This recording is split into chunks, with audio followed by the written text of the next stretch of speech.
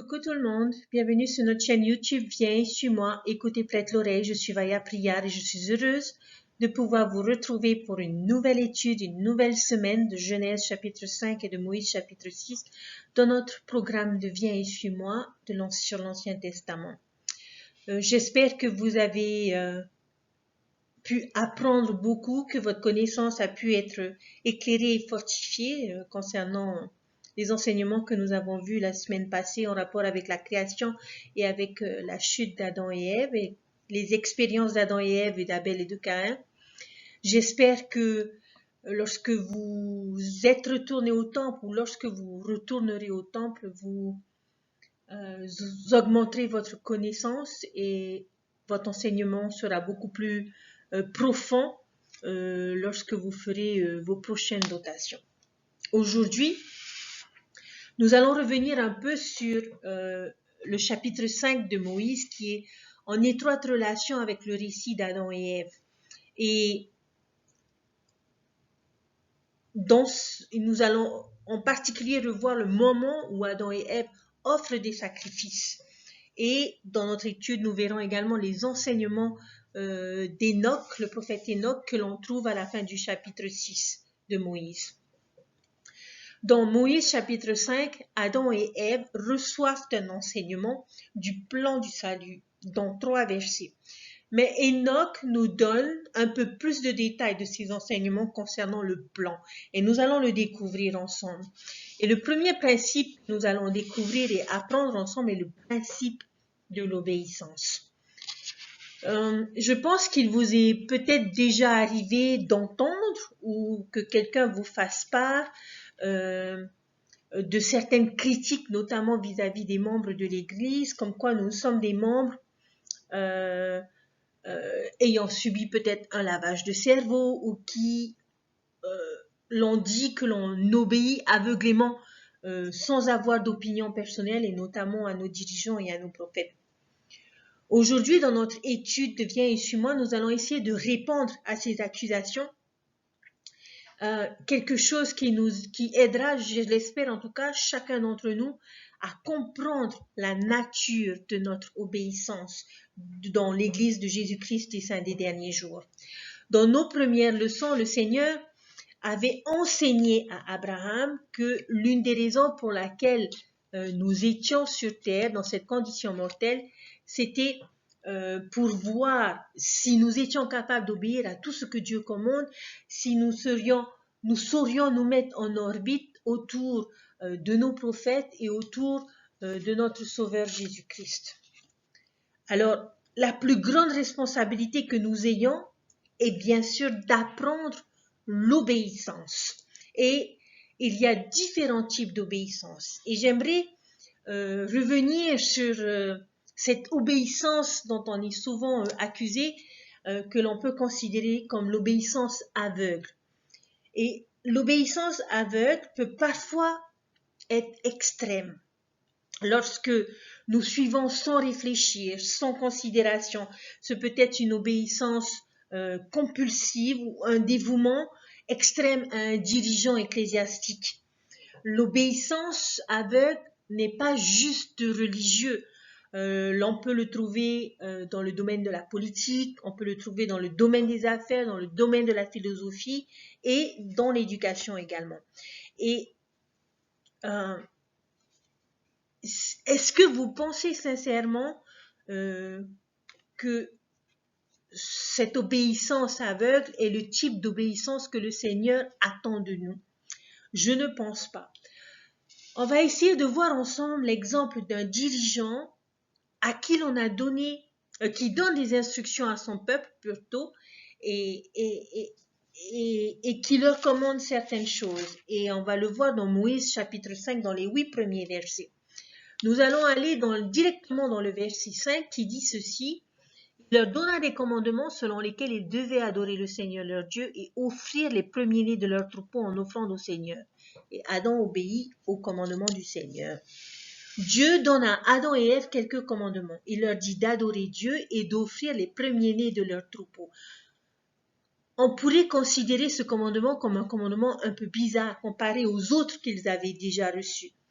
cela aurait pu paraître bizarre et ne pas et, et, et on pourrait comprendre qu'Adam et Ève ne puissent pas comprendre ce que le Seigneur attend d'eux et ce que le Seigneur leur commande et comprendre cette requête de la part du Seigneur. Mais quel est le but de ce sacrifice? Le Seigneur ne leur donna pas d'explication à ce moment-là. Il leur dit juste de faire et ils le font. Ensuite, le Seigneur va leur envoyer un messager. Au verset 6. Après de nombreux jours, un ange du Seigneur apparut à Adam et lui dit, « Pourquoi offres-tu des sacrifices au Seigneur ?» Et Adam lui dit, « Je ne le sais si ce n'est que le Seigneur me l'a commandé. » Un ange vient et lui demande, « Pourquoi offres-tu des sacrifices ?» Adam répond, « Je ne sais pas, c'est juste que le Seigneur m'a commandé, alors je le fais. » Adam et Ève ne comprenaient pas forcément pourquoi ils devaient le faire. Mais ce qui est intéressant dans ce verset, c'est combien de fois font-ils ce sacrifice? Et l'on voit dans le verset 6, on nous dit après de nombreux jours. Donc on suppose qu'il y a eu de nombreux sacrifices. Okay? Ici, on pourrait en quelque sorte accuser Adam et Ève d'obéissance aveugle. Ils ne savaient pas pourquoi ils le faisaient. Alors, est-ce qu'ils étaient en train d'obéir aveuglément à Dieu? Chers frères et sœurs, je ne pense pas. Et je pense que nous nous trouvons souvent, régulièrement, en tout cas je l'espère, dans cette situation. Je ne pense pas qu'Adam et Ève aient obéi de façon aveugle. Mais je pense sincèrement que Adam devait connaître le Seigneur. Il ne s'est pas contenté de dire « je ne sais pas, mais Dieu me l'a commandé ». Mais s'il l'a fait, c'est que quelque part, il avait un témoignage de Dieu. Et il savait qu'il ne lui demanderait jamais de faire quelque chose sans intention de le faire progresser, parce que c'est l'objectif du Seigneur, chers frères et sœurs, ne l'oublions pas. Ils ont appris, d'une certaine manière, à avoir confiance en notre Père Céleste, à avoir confiance en lui à travers leurs expériences. Et ils ne suivent pas parce qu'ils sont aveugles, mais parce qu'ils ont foi en lui. Et j'espère sincèrement, chers frères et sœurs, que c'est aussi notre cas aujourd'hui, que lorsque nous décidons et choisissons d'obéir aux instructions, d'obéir au commandement de Dieu, nous ne le faisons pas juste parce que le Seigneur nous l'a commandé, mais parce que nous savons que ces choses que le Seigneur nous demande de faire ont pour objectif de nous fortifier et de nous faire progresser. Ils n'ont pas servi le Seigneur parce qu'ils étaient aveugles, mais parce qu'ils avaient foi en lui. Alors lorsque Dieu donne des instructions, ils n'ont pas besoin de le remettre en question. C'est une obéissance qui est basée sur la confiance. L'obéissance aveugle dirait « mon maître l'a dit, alors je le fais ». L'obéissance par la confiance dirait « je ne sais pas pourquoi on me le demande, mais je le ferai parce que je le connais et que j'ai confiance en lui et que je sais qu'il ne me demandera que ce qu'il y a de meilleur pour moi ». Il y a cependant quelque chose de merveilleux avec cette connaissance qui est basée sur la confiance. L'objectif du Seigneur de nous commander d'agir par la foi est un test et pour pouvoir nous éprouver. C'est une occasion pour nous faire grandir, pour nous fortifier, pour nous aider à apprendre. Le Seigneur veut que nous trouvions le courage, la foi nécessaire pour faire ce qu'il nous commande, afin de pouvoir comprendre et apprendre par nous-mêmes l'enseignement qu'il veut que nous recevions. Et c'est ce qui arrive à Adam et Ève après de nombreux jours. Et à leurs yeux, regardez les versets 7 et 8, et alors l'ange parla disant, c'est une similitude du sacrifice du Fils unique du Père qui est plein de grâce et de vérité. C'est pourquoi tu feras tout ce que tu fais au nom du Fils. Tu te repentiras et invoqueras dorénavant Dieu au nom du Fils. À ce moment-là, Dieu permet que leurs yeux soient ouverts et qu'ils comprennent mieux. Et c'était pour les aider à mieux comprendre la signification, à mieux comprendre le plan de Dieu et la signification du sacrifice expiatoire du Sauveur. L'obéissance par la confiance nous amène à être davantage éclairés. Mais il faut reconnaître que ce n'est pas uniquement de cette façon que le Seigneur va agir avec nous. Le Seigneur nous donne aussi des raisons pour lesquelles nous devons obéir et suivre des instructions, comme il nous donne les conséquences de certains commandements. Mais il arrive parfois que les raisons de certaines choses n'arrivent que plus tard et que nous ne soyons pas capables d'accepter les raisons ou nous ne sommes pas convaincus du raisonnement de Dieu. Il nous met à l'épreuve. Nous devons lui faire confiance. Nos prophètes nous ont-ils déjà égarés? Je ne pense pas. Les Écritures nous ont-ils égarés? Non plus. Le Saint-Esprit nous a-t-il éloignés de Dieu? Jamais.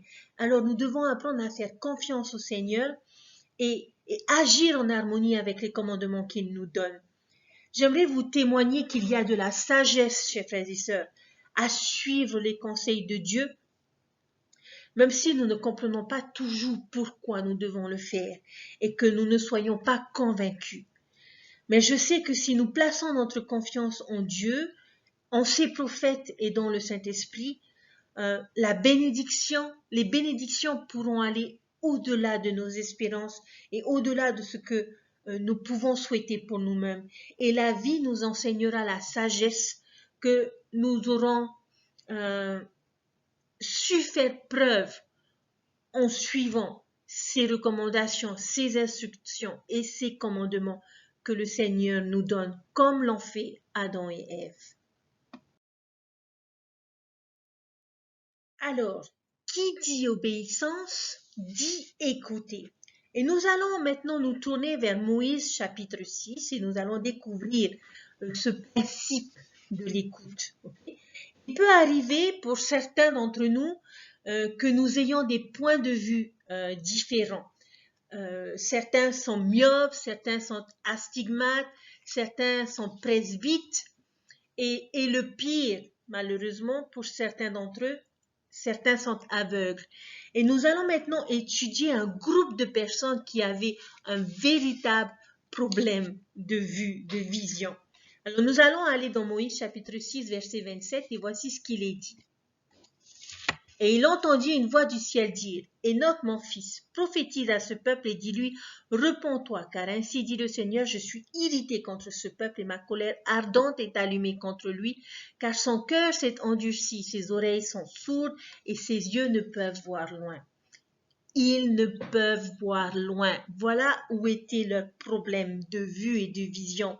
Qu'est-ce que cela signifie spirituellement parlant? Eh bien, parfois, nous avons du mal à regarder les effets sur le long terme.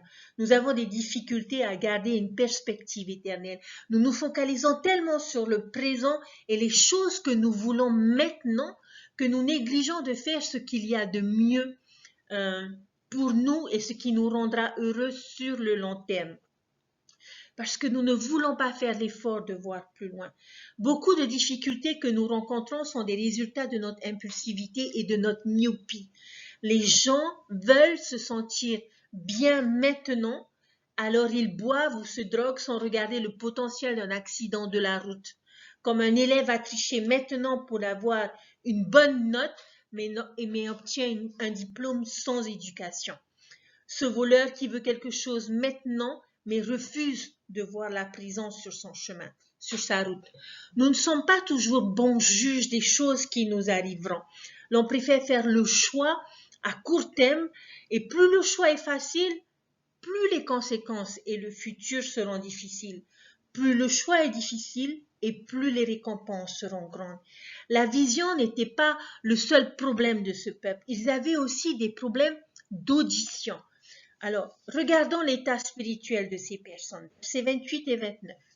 Au cours de ces nombreuses générations, depuis le jour même où je l'ai créé, Il a quitté la route, m'a renié et ne s'est fié qu'à sa propre sagesse dans les ténèbres. Et dans ses abominations, il a imaginé le meurtre et n'a pas gardé les commandements que j'ai donnés à son père Adam. C'est pourquoi il s'est parjuré et par ses serments, il s'est attiré la mort et je lui ai préparé un enfer s'il ne se repent pas. Ce peuple avait des problèmes de vue spirituelle.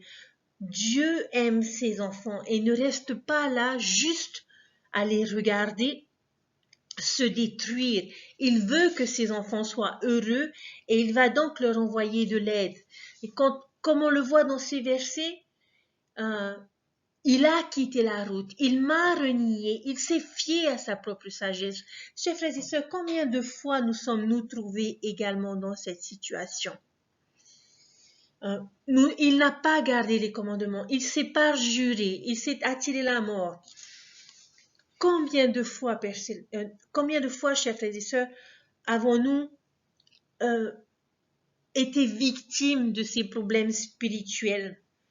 Mais comme je le disais tantôt, le Seigneur aime chacun de ses enfants et il ne va pas rester là sans intervenir et sans agir dans leur vie.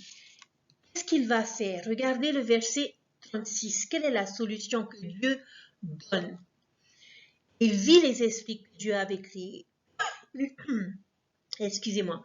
Il vit aussi des choses qui n'étaient pas visibles à l'œil naturel. Et c'est à partir de ce moment-là que le bruit se répandit dans le pays. Le Seigneur a suscité un voyant à son peuple. Il va susciter un voyant pour son peuple. Une personne qui peut voir loin. Et même si nous ne comprenons pas toujours les conseils de nos prophètes, faisons leur confiance car eux peuvent voir loin. John A. Winslow a dit un jour, un voyant est une personne qui voit avec ses yeux spirituels. Il perçoit la signification de ce qui peut nous paraître obscur. Il est interprète, clarificateur des vérités éternelles. Il prévoit le futur à partir du passé et du présent. Il est celui qui voit, qui marche à la lumière du Seigneur avec les yeux ouverts. Il y a beaucoup d'exemples que nous pouvons trouver dans l'Église sur la capacité de nos prophètes à voir loin devant. La parole de sagesse, par exemple, a été donnée pour prévenir des mauvaises intentions et des desseins qui existeront dans les derniers jours. Et bien d'autres exemples. La plus récente sont tous ces changements qui ont été opérés au sein de l'Église dernièrement et qui ont permis de fortifier l'enseignement dans les foyers, ce qui a été une véritable bénédiction pendant la pandémie lorsque nos chapelles, nos réunions ont été fermées et que nous avons dû rester chez nous. Et je suis persuadée que bien d'autres choses se révéleront à nous parce que nos prophètes ont le don accordé de Dieu de pouvoir voir loin. Alors, nos prophètes, quel nom, quel titre donne-t-on à nos prophètes? Il y a différents noms qui sont donnés à nos prophètes. Il y a voyant, révélateur, c'est-à-dire celui qui révèle ce qu'il voit. Mais nous allons essayer, dans notre étude de cette semaine, de voir les différents noms que l'on retrouve dans ce chapitre. Quels sont les différents titres donnés à nos prophètes? Donc, le premier verset se trouve le verset 23, où l'on dit que ce sont des prédicateurs de justice, c'est-à-dire celui qui enseigne les choses qui nous garderont sur le chemin éternel. Dans le verset 30, on nous dit que ce sont des serviteurs. Des serviteurs de qui? De notre Père Céleste et de notre Sauveur Jésus-Christ. Dans le verset 38, j'ai trouvé cette description un peu particulière. On nous parle d'un homme sauvage. Ne pensez-vous pas que ce soit une description un peu, comment dirais-je,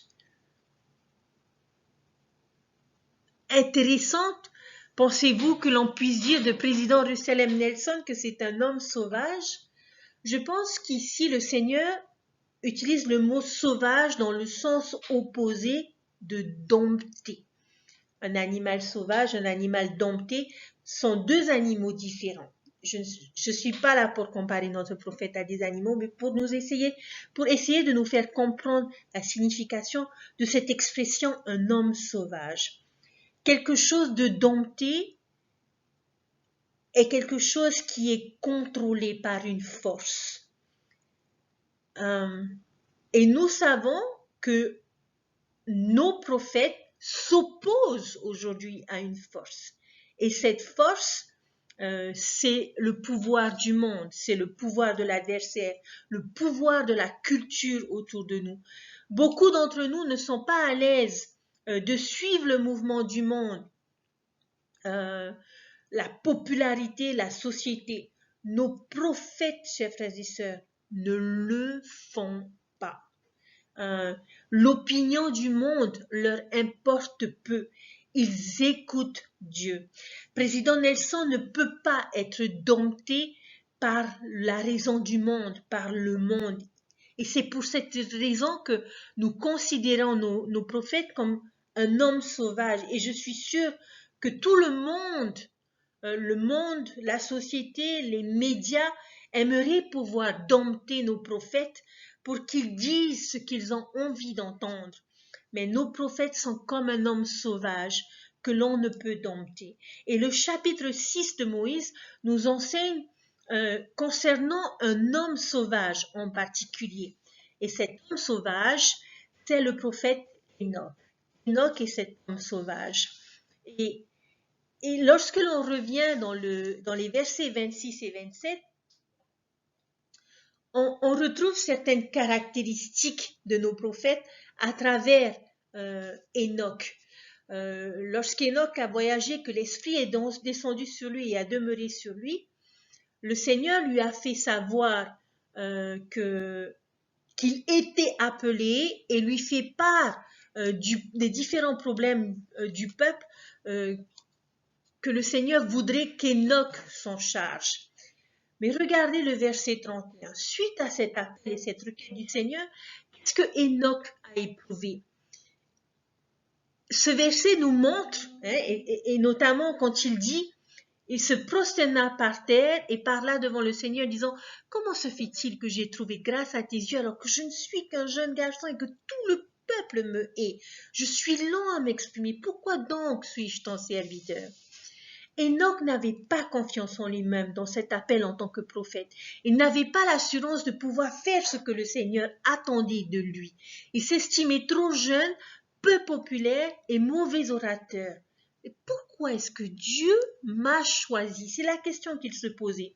Et c'est plus ou moins ce qu'ont ressenti la plupart de nos prophètes, la plupart des prophètes de Dieu, comme ce fut le cas d'Ésaïe, d'Abraham, de Pierre. Même Spencer W. Kimball s'était remis en question, estimant qu'il n'était pas digne d'être le prophète de Dieu. Mais qu'est-ce que cela nous montre, chers frères et sœurs? Tout simplement l'humilité de ces hommes et le fait que ce sont des hommes qui ont des faiblesses comme chacun d'entre nous, des hommes ordinaires que Dieu choisit pour accomplir des choses extraordinaires. Mais Dieu leur fait une promesse. Regardez le verset 32. Le Seigneur dit à Enoch, va faire ce que je t'ai commandé et nul ne te transpercera.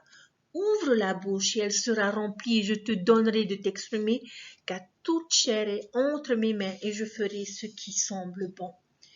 Les prophètes, chers frères et sœurs, et ça j'espère que nous en avons le témoignage, reçoivent l'assurance que le Seigneur remplira leur bouche de paroles inspirées. Comme il est dit dans Doctrine et Alliance, section 1, verset 38, que ce soit par ma voix ou la voix de mes serviteurs, c'est la même chose. Les paroles de nos prophètes, chers frères et sœurs, sont les paroles de Dieu. Verset 33, dis à ce peuple, choisissez aujourd'hui de servir le Seigneur Dieu qui vous a fait. Que nous encouragent les prophètes? Choisir de servir Dieu, de suivre le Christ et de nous repentir. Nos prophètes nous invitent toujours à nous repentir et à tourner notre cœur et notre esprit vers Dieu et de choisir de le servir.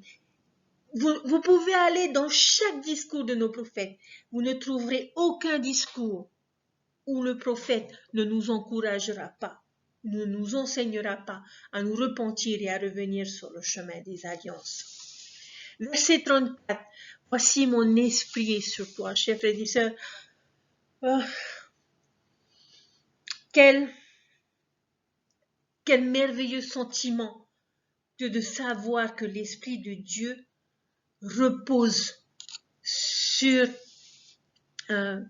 ses oints, sur celui qu'il a choisi pour nous enseigner et pour nous guider. Je justifierai toutes tes paroles. Et le plus important, regardez à la fin du verset, marche avec moi. Chers frères et sœurs, personnellement, lorsque j'ai lu ce verset et que j'ai lu cette expression marche avec moi, j'ai imaginé président Russell M. Nelson marcher régulièrement avec notre Père Céleste. J'ai imaginé président Russell M. Nelson faire part de ses inquiétudes, des difficultés qu'il pouvait rencontrer à diriger son Église et son œuvre sur la terre. Mais quelle vision merveilleuse c'était, chers frères et sœurs. Combien ce doit être rassurant, en tout cas cela a été pour moi, de savoir et d'avoir le témoignage que notre prophète marche avec Dieu, marche avec notre Sauveur Jésus-Christ. Il y a du pouvoir et de la sécurité dans un partenariat, et qui plus est, avec Dieu lui-même. Verset 35 nous enseigne, le Seigneur parla à Enoch et lui dit, oins-toi les yeux d'argile et lave-les et tu verras. Et il le fit. Il vit les esprits que Dieu avait créés, il vit aussi les choses qui n'étaient pas visibles à l'œil naturel. Et c'est à partir de ce moment-là que le bruit se répandit dans le pays. Le Seigneur a suscité un voyant à son peuple. Le Seigneur fit oindre les yeux d'Enoch avec de l'argile, puis lui a demandé de se laver de manière à ce qu'il puisse voir, et il vit. Le Seigneur, chers frères et sœurs, permet à nos prophètes d'élever leur vision au-dessus de tout. Que pourrait représenter l'argile? Eh bien, ce sont les choses du monde. Nos prophètes sont en mesure de voir plus clairement quand les choses du monde ont été nettoyées de leurs yeux. Ils ne voient pas avec les yeux de l'orgueil, ils ne voient pas avec les yeux de la popularité, de la justice politique. Ils sont au-dessus de toutes ces influences. Et enfin, dans ce même verset, le Seigneur les a choisis et placés dans cet appel, et ce n'était pas un appel qui leur est donné suite parce qu'ils l'avaient gagné au mérite ou parce que c'était une promotion. Verset 37, et il arriva qu'Enoch alla dans le pays parmi le peuple, se tenant sur les collines et les hauts lieux, et cria d'une voix forte, témoignant contre leurs œuvres, et tous les hommes furent offensés à cause de lui. Où les trouve-t-on, chers frères et sœurs? Sont-ils enfermés, cloîtrés dans un lieu? Non, on les voit parmi le peuple et on les voit enseigner. Ils vont sur des collines où tout le monde peut les voir et les entendre. Et malheureusement, comment est-ce que les personnes réagissent? Les hommes, dans le verset 37, nous dit, sont offensés par leurs paroles. Rappelez-vous que ce sont des hommes sauvages et qu'ils ne nous enseigneront pas ce que nous avons envie d'entendre, mais et encore moins ce qui fera plaisir à l'homme naturel. Je repense à cette tournée mondiale que président Nelson a fait, où nous avons eu la bénédiction de pouvoir l'accueillir ici en Polynésie française. Parce que c'est là où Dieu voulait qu'il soit, parmi ses enfants, à pouvoir les enseigner, à pouvoir les prévenir, les avertir, les fortifier. Et il a tellement appris de chacune de ses expériences, de chacune de ses visites qu'il a pu faire. Ezra Taft Benson, un des prophètes de notre Père Céleste, a dit ceci. Il se pourrait que vous n'aimiez pas ce qui vient des autorités de l'Église. Cela pourrait aller à l'encontre de vos opinions politiques, de votre point de vue social. Cela peut même interférer avec votre vie sociale. Mais votre sécurité et la nôtre en dépendra si nous suivons ou pas. Gardons un œil sur le président de l'Église. Verset 43, le dernier verset, Enoch continua son discours disant, « Le Seigneur qui a parlé avec moi, c'est celui-là même qui est le Dieu du ciel, et il est mon Dieu et votre Dieu, et vous êtes mes frères. Pourquoi vous fiez-vous à votre sagesse et niez-vous le Dieu du ciel? Vous êtes mes frères. » C'est ce qu'Enoch dit, et c'est ce que chacun de nos prophètes nous dit. Ils étaient un peuple méchant, ils haïssaient Enoch, mais il n'a pas été condescendant avec eux.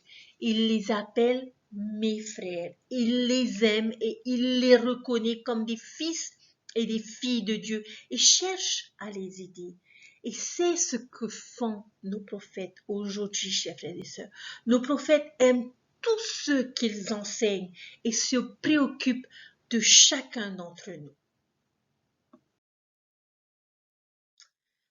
Alors, mes chers frères et sœurs, apprenons à faire confiance à notre prophète et à le suivre.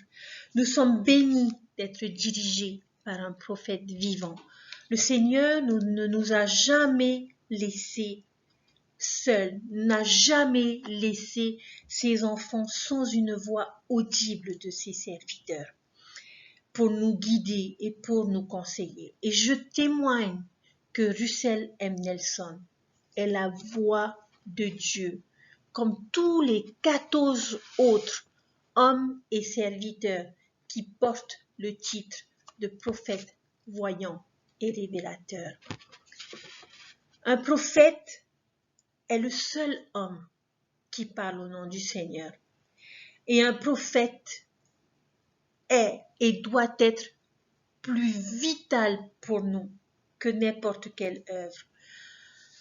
Un jour, une expérience que le prophète Brigham Young a partagée avec le prophète Joseph Smith et notamment pour parler des oracles vivants. Le prophète Joseph Smith avait demandé au président Brigham Young de partager un enseignement et son témoignage.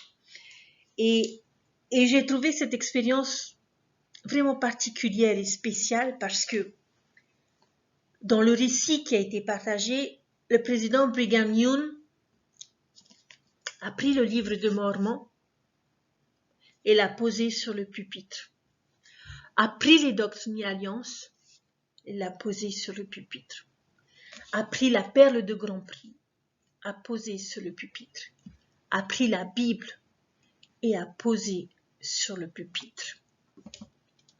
Et il a dit, ces écritures ne nous donnent pas la révélation d'aujourd'hui, comme font les paroles de notre prophète vivant qui détient la prêtrise de Dieu.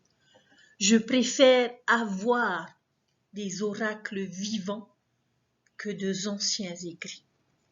Chers frères et sœurs, je ne dis pas que nos écritures ne sont pas vraies, que nos écritures ne sont pas importantes. Bien sûr que si, même notre prophète lui-même nous encourage et nous enseigne à lire et à méditer nos écritures. Mais un prophète vivant, chers frères et sœurs, est plus important pour nous que ceux qui ont vécu jadis. La révélation que Adam a reçue à son époque n'a pas aidé Noé à construire son arche.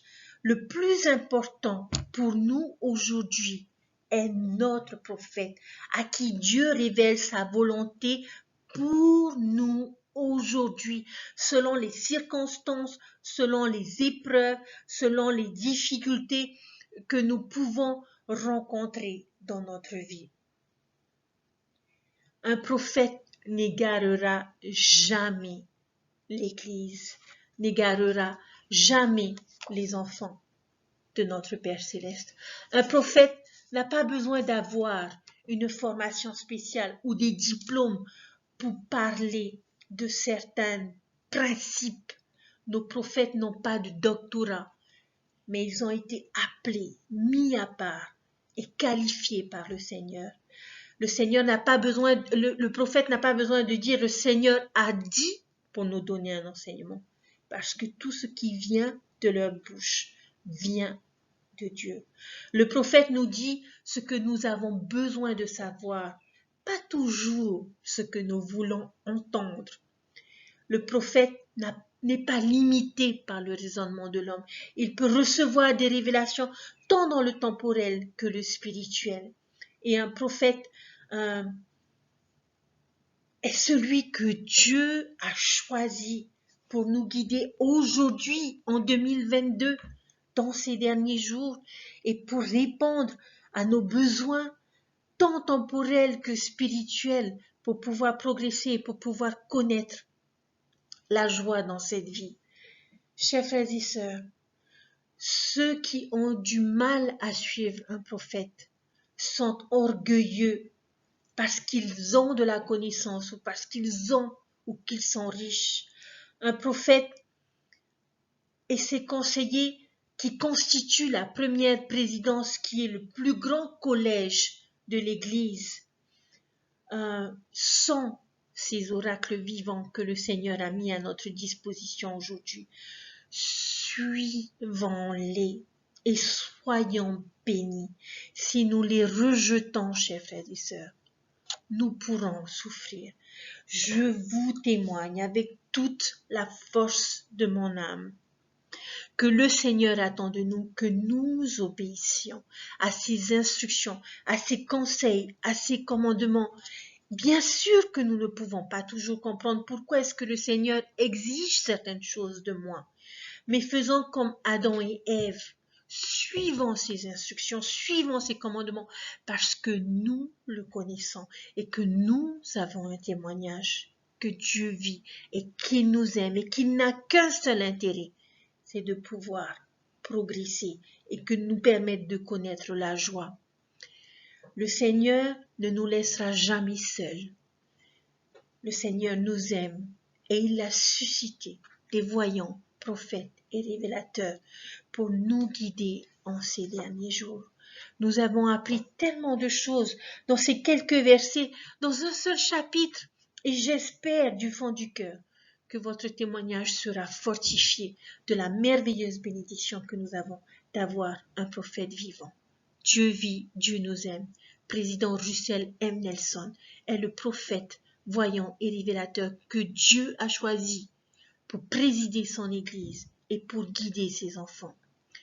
Puissions-nous nous quitter avec cette merveilleuse pensée et notre témoignage fortifié que Président Russell M. Nelson marche avec Dieu. Et ce sont toutes ces choses que je vous laisse au nom de Jésus-Christ. Amen. Je vous souhaite une bonne semaine, une bonne étude. Dans notre prochaine vidéo, nous apprendrons et nous découvrirons la doctrine que Enoch enseigne à son peuple, qui est la même que celle d'aujourd'hui, et nous apprendrons combien le Seigneur nous aime et ce qu'il avait enseigné il y a des milliers d'années sont encore importants et essentiels aujourd'hui parce qu'ils font partie de son plan.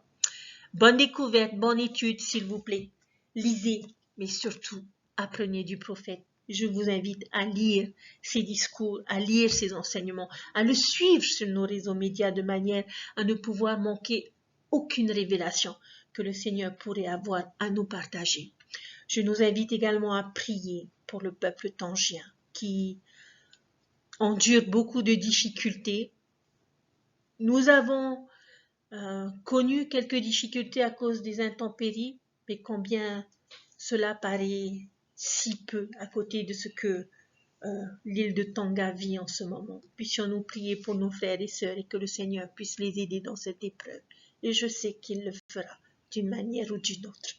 Je vous dis à très bientôt. Prenez surtout bien soin de vous et de votre famille. Bye!